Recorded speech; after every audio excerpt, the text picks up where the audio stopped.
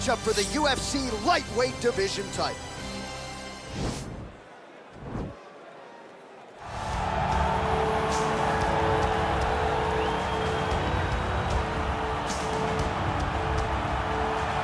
All right, here he is, the #1 lightweight contender, making his way to the octagon and looking to leave as the new undisputed UFC lightweight champion of the world. He has bided his time, waiting for this title shot. He's got the winning streak. He has the quality of opposition. Now he's fighting the #1 guy in the world. He believes he's the best. Now his opportunity to prove it, just a few minutes away.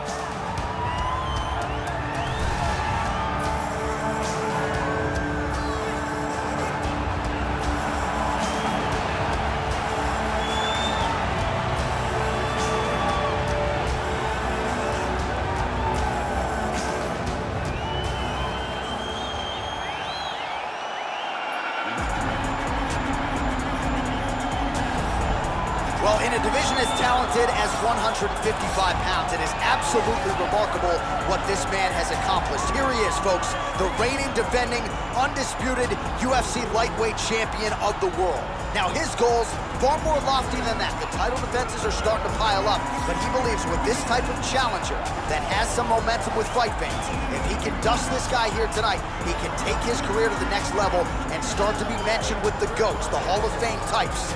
For now, they'll have to settle for UFC lightweight champion. We will see how it goes for him tonight in Vegas.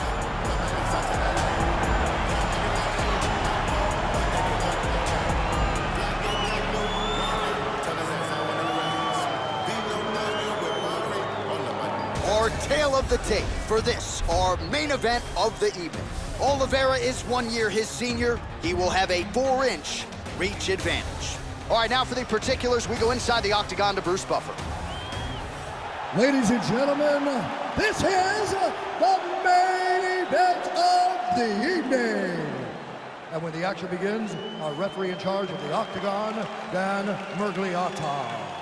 And now, this is the moment UFC fans around the world have been waiting for.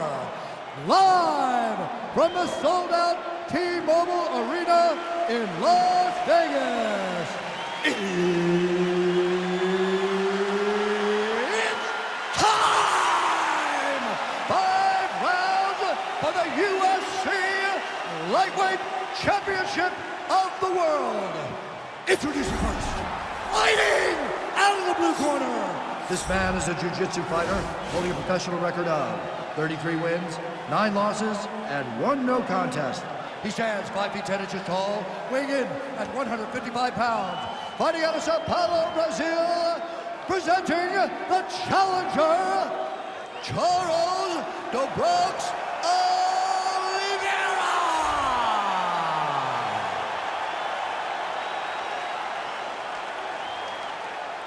And now introducing the champion, fighting out of the red corner. This man is a wrestler, holding a professional record of 23 wins, 1 loss. He stands 5 feet 10 inches tall, weighing in at 155 pounds. Fighting out of Makhachev, Russia. Ladies and gentlemen, presenting the reigning, defending UFC lightweight champion of the world, is Makhachev.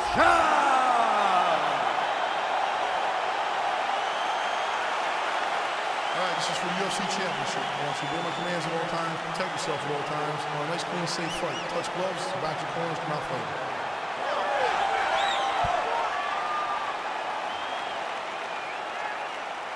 You ready? Are you ready?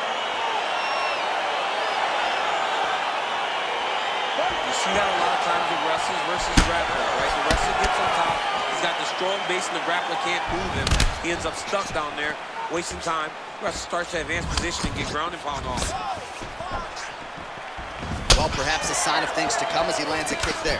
Nice kick landed by this gentleman. All right, he'll engage in a single collar tie. All right, so there's the early takedown. Pretty evident, DC, that he wants to get this fight to the ground, and he was certainly able to do so there. He felt like he had a max. He got his foot on the hip, and now he's throwing up a triangle attempt. He's going to try to move his left arm across to get pressure on the choke. Oh, wow, oh! Now he falls back into the finishing position.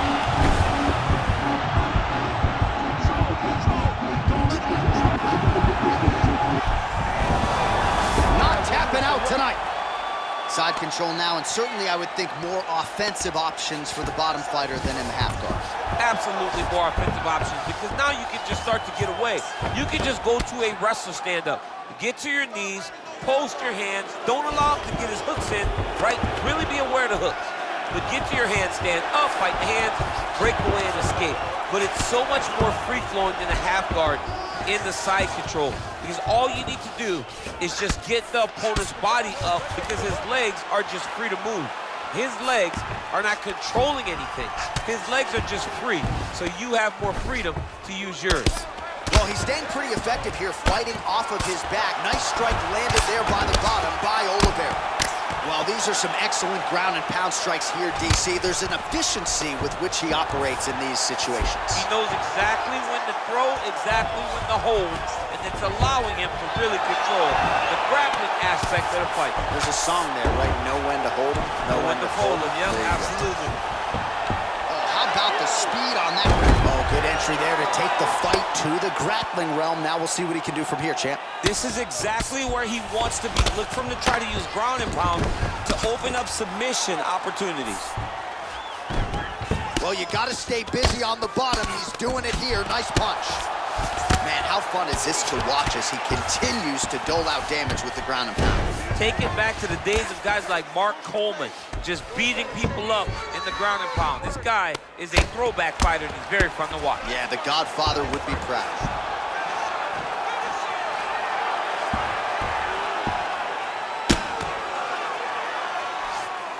.30 seconds now to go in the round. Good, solid strike on the ground. He's putting him in exactly the positions he needs to be in right now. He's able to relax here, and he understands, being a veteran of so many fights, that as long as he's on top, he's winning. He feels like he's winning here.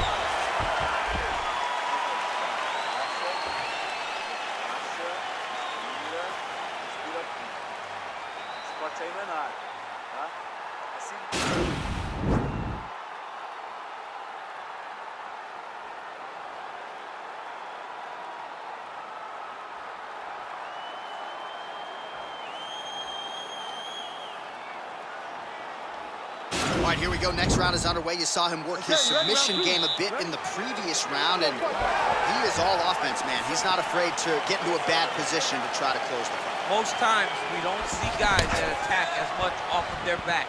This guy, you never have any place to rest. Oh, beautiful jab there. It's one thing to have length. Of course, it's another to use it effectively. Beautiful job with that. And with authority, goes to the judo throw right into side control. He's in side control. He's got a ton of options. All right, side control now. Oh, man. This ground and pound is good. Probably my favorite striking realm in MMA, and he's as good as it gets. The problem is his opponent is not controlling his posture. He's allowing his opponent to get up, and when he does, he creates this space to land these beautiful ground and pound combinations.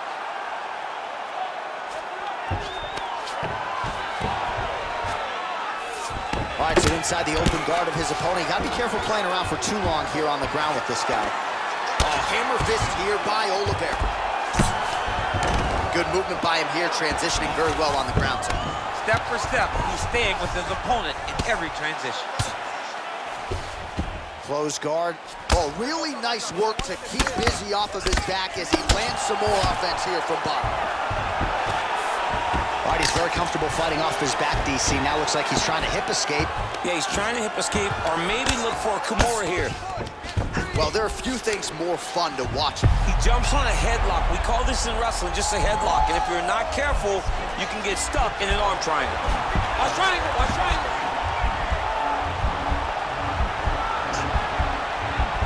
Needs to push the arm to the side. Get his head against the mat. Now watch as he goes to the finish. Watch his chest go to the back. He goes flat. Oh, he might have got him with a choke.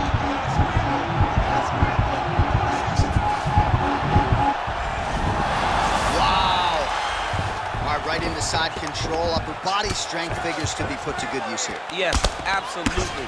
And you got to look for his opponent to turn back into him. He should chase guillotine, but the opponent turns to the opposite side. He can take his back, throw his hooks in, try to choke, or flatten him out and just go for the finish. Oh, looks like he's transitioned to an armbar. You cannot stay in the guard of these great jiu-jitsu guys. He's gonna attack armbar here.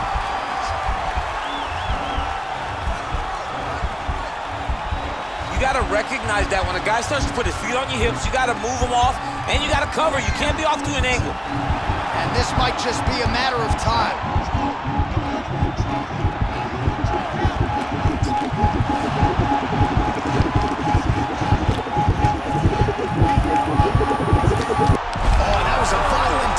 So he submits him with the arm bar. I mean, just steps ahead of the competition. Where you're playing checkers, he's playing chess in the ground fighting. And it showed tonight in this big submission victory. Charles Oliveira! Now let's take a look back at the replay as he gets it done by submission tonight, champ. Just watch how slowly he approaches the submission, though. He never rushes. He takes his time, but it's his trickiness. It's his ability to trick people into going to the floor with him that puts them in danger and finishing fights.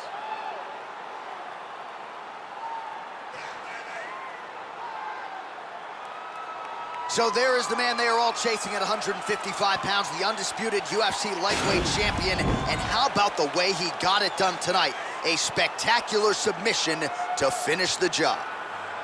Ladies and gentlemen, referee Dan Mergliano has called a stop to this contest at 4 minutes, 44 seconds of round number 2. Declaring the winner by tap out,